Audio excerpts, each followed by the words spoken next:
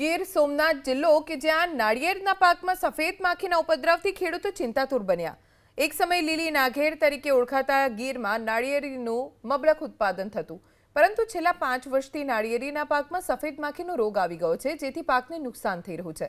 સોમનાથમાં ચાલુ વર્ષે 14,000 હેક્ટર વિસ્તારમાં નાળિયેરનું વાવેતર કરાયું।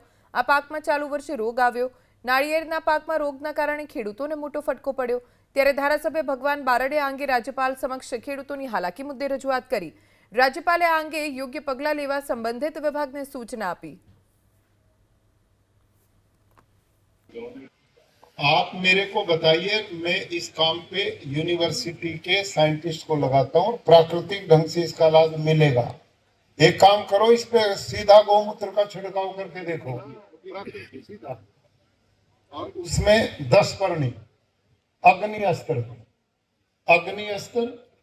10 पर्णी इसका प्रयोग करो। नंबर 1 इस पे प्रयोग करके देखो। 13,000 हेक्टेयर में खाली सोमनाथ की कोकोनट हो, मैं देखा बहुत बड़ा परेशान हो गए 5 साल से, बहुत परेशान।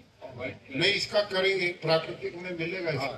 जैसे निमाटोड का मिल गया है, मिलीबग का हमारी प्राकृतिक में इलाज है, तो इसका भी आप कुछ हुआ उसमें कुछ।